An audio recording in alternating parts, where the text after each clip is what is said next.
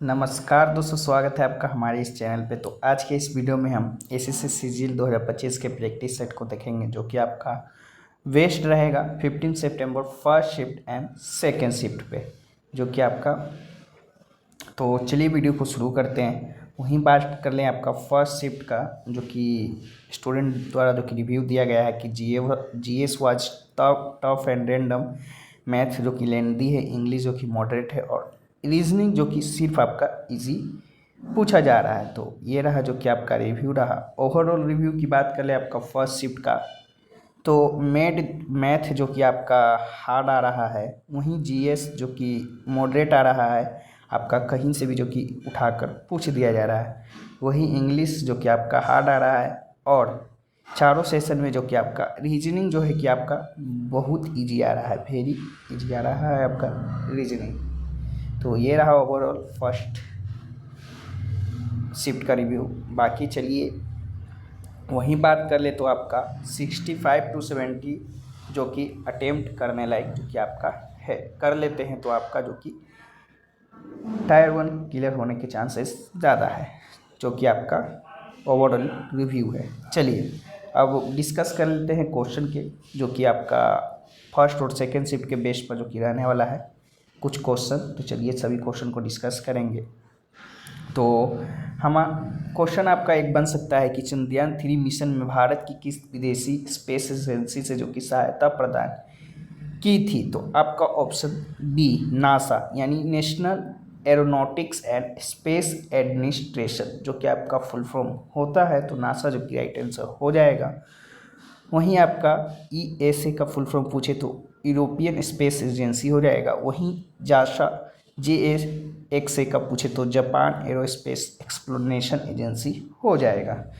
चलिए और भी क्वेश्चन को डिस्कस कर लेते हैं, जो कि आपका संबंधित प्रश्न रह सकता है चंद्रयान 3 से। तो प्रश्न पहला आपका बन सकता है कि चंद्रयान 3 किस वर्ष प्रक्षेपित लॉन्च यानी किया गया था? तो 2023 में जो कि लॉन्च किया गया था। तो सही उत्तर आपका सी ऑप्शन नंबर 2023 हो जाएगा। चलिए दूसरा क्वेश्चन आपका बन सकता है कि चंद्रयान 3 ने चंद्रमा के किस क्षेत्र में सफलतापूर्वक सॉफ्ट लैंडिंग की है? तो आपका सही ऑप्शन नंबर बी यानी दक्षिणी ध्रुवीय क्षेत्र में जो कि लैंडिंग की है, तो आपका right answer option number B हो जाएगा। चलिए नेक्स्ट प्रश्न आपका बन सकता है कि चंद्रयान 3 की लैंडर मॉड्यूल का नाम क्या है? तो विक्रम जो कि आपका है, तो ऑप्शन नंबर ए जो कि आपका राइट आंसर हो जाएगा। चलिए नेक्स्ट क्वेश्चन आपका बन सकता है कि चंद्रयान 3 के रोवर का नाम क्या है? तो प्रज्ञान जो कि आपका है, तो ऑप्शन नंबर बी प्रज्ञान जो कि आपका राइट आंसर हो जाएगा। चलिए नेक्स्ट क्वेश्चन की ओर बढ़ते हैं। नेक्स्ट एक आपका क्वेश्चन बन सकता है कि जब ध्वनि यानी वायु एयर से जल यानी वाटर में जाती है, तो आवृत्ति यानी फ्रीक्वेंसी और तरंगदैर्घ्य यानी वेव लेंथ पर क्या प्रभाव पड़ता है? तो चार ऑप्शन में आपका ऑप्शन नंबर सी आवृत्ति समान रहती है, तरंगदैर्घ्य बढ़ता है, तो आपका जो कि right answer option number C हो जाएगा। चलिए इससे संबंधित और भी प्रश्न जो कि बन सकते हैं, तो चलिए उनको भी देख लेते हैं। तो प्रश्न पहला आपका बन सकता है कि ध्वनि की चाल यानी स्पीड ऑफ साउंड निम्न में से किस माध्यम से सर्वाधिक होती है? तो इस्पात यानी स्टील से जो कि होती है, तो आपका राइट आंसर स्टील हो जाएगा। चलिए नेक्स्ट क्वेश्चन आपका बन सकता है कि जब ध्वनि एक माध्यम से दूसरे माध्यम में जाती है, तो कौन सा परिमाण यानी क्वांटिटी जो कि अपरिवर्तित रहता है? तो आवृत्ति यानी फ्रीक्वेंसी, ऑप्शन नंबर सी जो कि आपका राइट आंसर हो जाएगा, जो कि आपका नहीं बदलता है। चलिए नेक्स्ट क्वेश्चन की ओर बढ़ते हैं। नेक्स्ट आपका ध्वनि की चाल यानी स्पीड ऑफ साउंड पर सबसे अधिक प्रभाव किस कारक का होता है? तो टेम्परेचर का जो कि आपका होता है, तो टेम्परेचर यानी तापमान, ऑप्शन नंबर बी जो कि राइट आंसर हो जाएगा। चलिए नेक्स्ट क्वेश्चन आपका बन सकता है कि उष्णमंडल यानी थर्मोस्फेयर में तापमान बढ़ने का प्रमुख कारण क्या है? तो आपका सूर्य से आने वाली पराबैंगनी यानी अल्ट्रावायलेट और एक्सरे विकिरणों का अवशोषण जो कि एक प्रमुख कारण होता है, तो ऑप्शन नंबर बी जो कि आपका राइट आंसर हो जाएगा। सही उत्तर वहीं आपका चलिए इससे आपका कौन कौन से संबंधित प्रश्न बन सकते हैं उनको भी देख लेते हैं। तो प्रश्न पहला आपका बन सकता है कि उष्णमंडल यानी थर्मोस्फेयर की ऊंचाई लगभग कहाँ से शुरू होती है। तो आपका 80 किलोमीटर से जो कि आपका ऊपर से शुरू होता है, तो आपका राइट आंसर हो जाएगा। वहीं नेक्स्ट क्वेश्चन आपका बन सकता है कि आयन मंडल यानी लोनोस्फेयर जो रेडियो तरंगों के परावर्तन में सहायक है किस परत का जो कि हिस्सा है। तो उष्णमंडल यानी थर्मोस्फेयर का जो कि हिस्सा है, तो राइट आंसर आपका हो जाएगा। चलिए नेक्स्ट क्वेश्चन एक आपका बन सकता है कि आयन मंडल यानी लोनोस्फेयर में कौन सी प्रकृति घटना देखी जा सकती है। तो ध्रुवीय ज्योति यानी ऑरोरा बोरेलिस जो कि आपका एक घटना होता है, तो वो देखा जा सकता है। तो ऑप्शन नंबर बी जो कि राइट आंसर हो जाएगा। चलिए नेक्स्ट क्वेश्चन की ओर बढ़ते हैं। नेक्स्ट एक आपका क्वेश्चन आ सकता है कि वाई भारत मैटर्स नामक पुस्तक के लेखक कौन है। तो डॉक्टर एस जयशंकर जो कि आपका है, तो राइट आंसर आपका ऑप्शन नंबर ए हो जाएगा। वहीं इससे संबंधित आपका प्रश्न बन सकता है यही जो आपका सेम बन सकता है। तो डॉक्टर एस जयशंकर जो कि वाई भारत मैटर्स पुस्तक के लेखक हैं। नेक्स्ट क्वेश्चन आपका बन सकता है कि एन एरा ऑफ डार्कनेस नामक पुस्तक किसने लिखी है। तो शशि थरूर द्वारा जो कि लिखा गया है, तो आपका ऑप्शन नंबर बी जो कि राइट आंसर हो जाएगा। चलिए नेक्स्ट क्वेश्चन की ओर बढ़ते हैं। नेक्स्ट है आपका द आर्गुमेंटेटिव इंडियन पुस्तक के लेखक कौन है। तो अमित सेन जो कि आपका है, तो ऑप्शन नंबर ए जो कि राइट आंसर हो जाएगा इसका। नेक्स्ट क्वेश्चन आपका एक पूछा जा सकता है कि the man who divided India पुस्तक किसने लिखी है। तो रफ़ीक जकरिया ने जो कि आपका लिखा है, तो राइट आंसर आपका ऑप्शन नंबर सी हो जाएगा। नेक्स्ट एक आपका पूछा जा सकता है प्रश्न कि इंडिया आफ्टर गांधी नामक पुस्तक के लेखक कौन है। तो रामचंद्र गुहा जो कि आपका है, तो right answer option number A हो जाएगा। वहीं एक नेक्स्ट क्वेश्चन आपसे पूछा जा सकता है कि ट्रेन टू पाकिस्तान किस प्रसिद्ध लेखक की रचना है। तो खुशवंत सिंह का जो कि है, तो आपका राइट आंसर खुशवंत सिंह हो जाएगा। तो ये मेन पुस्तक है जो कि आपका आने वाले एग्जामों में जो कि पूछा जा सकता है। चलिए वहीं एक क्वेश्चन चलिए आपका बन सकता है कि राजस्थान के लोक संगीत राजस्थानी म्यूजिक के संबंध में निम्नलिखित कथनों पर विचार करें।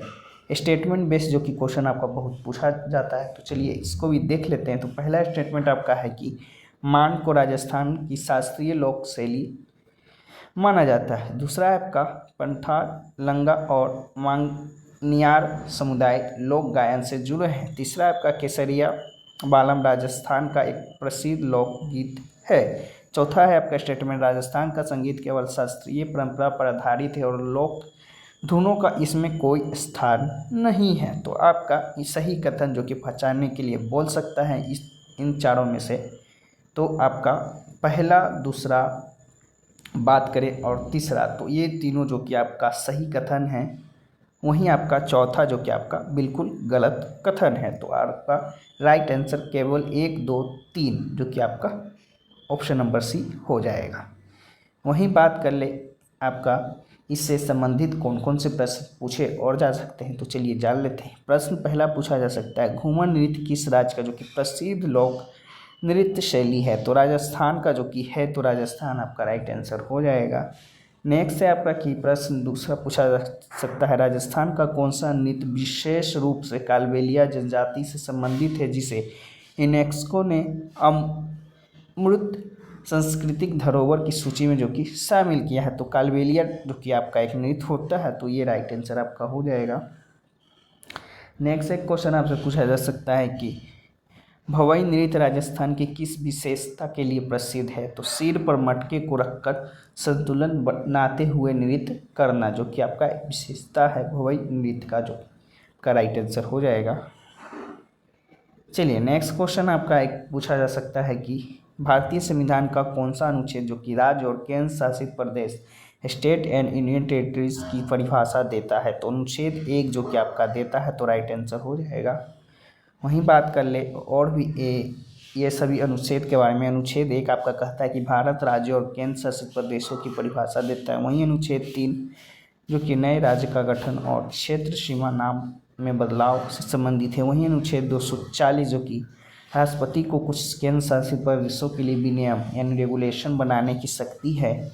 वहीं अनुच्छेद 370 में जो कि जम्मू और कश्मीर को विशेष राज्य का दर्जा जो कि अब हटाया जा चुका है, जो कि आपका शामिल था। यही बात कर ले इससे जो कि कौन कौन से और भी संबंधित प्रश्न बन सकते हैं। तो प्रश्न पहला आपका बन सकता है, भारतीय संविधान का कौन सा अनुच्छेद भारत राज्य और केंद्र शासित प्रदेशों की परिभाषा देता है। तो अनुच्छेद 1 जो कि आपका देता है, जो कि ऊपर देख ही चुके हैं। वहीं आपका दूसरा प्रश्न आपका बन सकता है कि अनुच्छेद 2 भारतीय संविधान में किस विषय में से संबंधित है। तो भारत में नए राज्यों के प्रवेश या समावेश से जो कि आपका संबंधित है। तो ऑप्शन बी जो कि आपका राइट आंसर हो जाएगा इसका। प्रश्न तीसरा आपका इससे बन सकता है कि भारतीय संविधान का अनुच्छेद 3 क्या प्रावधान करता है। तो संसद को नए राज्य का गठन करने और राज्यों की सीमाओं क्षेत्र या नाम में परिवर्तन करने की शक्ति जो कि प्रदान करता है, अनुच्छेद 3। चलिए चौथा प्रश्न आपसे बन सकता है कि भारतीय संविधान का अनुच्छेद 4 किससे संबंधित है। तो आपका अनुच्छेद 2 और 3 के अंतर्गत बनाए गए कानूनों में आवश्यक संशोधन से संबंधित है आपका। तो right answer option number D हो जाएगा। चलिए एक क्वेश्चन जो कि समान नागरिक संहिता से भी जो कि पूछा जा सकता है, तो जान लेते हैं। समान नागरिक संहिता यानी यूनिफॉर्म सिविल कोड भारतीय संविधान के किस भाग में संबंधित है। तो राज्य के नीति निर्देशक तत्व यानी DPSP में जो कि संबंधित है, directive principle of state policy में। तो राइट ऑप्शन नंबर बी जो कि राइट आंसर हो जाएगा। वही बात कर ले आपका इससे जुड़े हुए और भी प्रश्न से कौन कौन से पूछे जा सकते हैं। समान नागरिक संहिता भारतीय संविधान के किस अनुच्छेद में जो कि उल्लेखित है।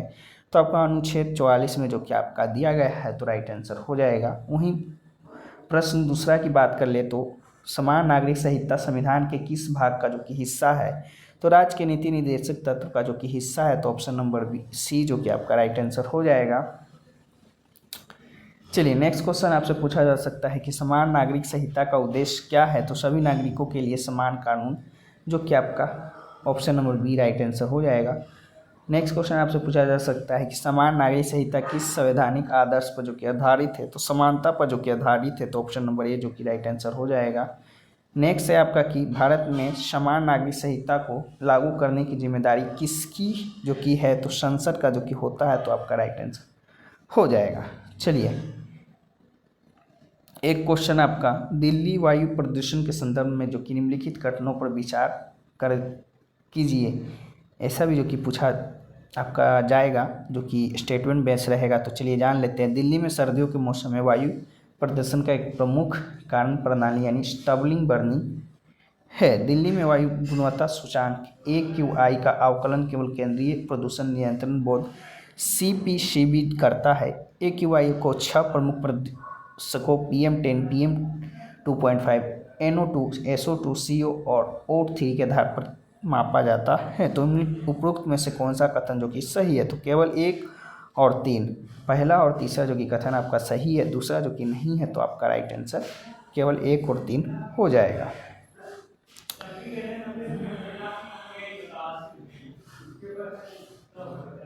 चलिए नेक्स्ट क्वेश्चन की ओर बढ़ते हैं। नेक्स्ट आपसे पूछा जा सकता है कि भारत का पहला ओलंपिक मेडल किसने जो कि जीता था। तो ऑप्शन नंबर ए नॉर्मन पचर्ड ने जो कि आपका जीता था। तो राइट आंसर आपका हो जाएगा। वहीं और भी क्वेश्चन जो कि पूछा जा सकता है कि भारत का पहला ओलंपिक गोल्ड मेडल किस खेल में आया था। तो हॉकी में जो कि आपका आया था। तो हॉकी राइट आंसर हो जाएगा, जो कि 1928 में एम्सफोर्ड ओलंपिक में भारत ने जो कि हॉकी में गोल्ड मेडल जीता था। वहीं आपका तीसरा प्रश्न बन सकता है कि भारत की पहली महिला ओलंपिक पदक विजेता कौन है। तो हरमीत कौर जो कि आपका है। तो राइट आंसर हो जाएगा। पहला महिला मेडल जो कि आपका शॉटपुट में सायरा मीराबाई चानू ने बाल में हासिल किया इतिहास क्रम में। चलिए नेक्स्ट है आपका कि भारत का पहला व्यक्तिगत गोल्ड मेडल किसने जीता। तो अभिनव बिंद्रा ने जो कि आपका जीता है। तो राइट आंसर आपका ऑप्शन नंबर बी हो जाएगा। चलिए नेक्स्ट क्वेश्चन है आपका कि भारतीय हॉकी टीम ने कितने लगातार ओलंपिक गोल्ड मेडल जीते थे। तो 6 जो कि आपका जीते थे। 1928 से 1956 तक लगातार 6 ओलंपिक गोल्ड मेडल जीते हैं। तो आपका राइट आंसर 6 हो जाएगा। चलिए दोस्तों आगे बढ़ते हैं। नेक्स्ट आपसे पूछा जा सकता है कि भारत में कौन सी कोरल रीफ सबसे बड़ी है? तो अंडमान निकोबार द्वीप समूह का जो कि आपका सबसे बड़ा है, तो ऑप्शन नंबर ए जो कि राइट आंसर हो जाएगा। वहीं नेक्स्ट आपसे पूछा जा सकता है कि भारत में प्रवाल भित्तियों यानी कोरल रीफ्स के प्रमुख प्रकार कौन कौन से हैं? तो आपका fizzing reef, fringing reef, atoll reef, barrier reef जो कि आपका तीनों है, तो आपका राइट आंसर 1, 2, 3 जो कि आपका हो जाएगा। चलिए नेक्स्ट क्वेश्चन की ओर बढ़ते हैं। नेक्स्ट आपका आ सकता है कि खवात की खाड़ी में पाए जाने वाली कोरल रीफ का प्रकार कौन सा है? तो बैरियर रीफ जो कि आपका है, तो ऑप्शन नंबर डी जो कि आपका राइट आंसर हो जाएगा। नेक्स्ट पूछा जा सकता है कि लक्षद्वीप में पाए जाने वाली कोरल रीफ का प्रमुख प्रकार क्या है? तो आपका अटोल रीफ जो कि आपका एक है, तो आपका राइट आंसर हो जाएगा ऑप्शन नंबर बी। चलिए नेक्स्ट क्वेश्चन की ओर बढ़ते हैं। नेक्स्ट आपका पूछा जा सकता है कि अंडमान निकोबार द्वीप समूह की कोरल रीफ किस प्रकार की है? तो केवल फ्रीजिंग रीफ जो कि आपका राइट आंसर हो जाएगा। तो ये रहे जो क्वेश्चन जो कि आपका हमने डिस्कस करवाया, जो कि आपका प्रैक्टिस सेट में रहा। बाकी इसका जो पीडीएफ है आपको टेलीग्राम चैनल पे देखने को मिल जाएगा, तो वहाँ भी ज्वाइन हो जाइएगा। इसका पीडीएफ जो कि आपको भेज दिया जाएगा, तो आप लोग प्रैक्टिस कर सकते हैं। सभी क्वेश्चन को एक बार और भी देखकर आप लोग याद कर सकते हैं। बाकी चलिए फिर मिलते हैं नेक्स्ट किसी और वीडियो में, तब तक के लिए जय हिंद जय भारत।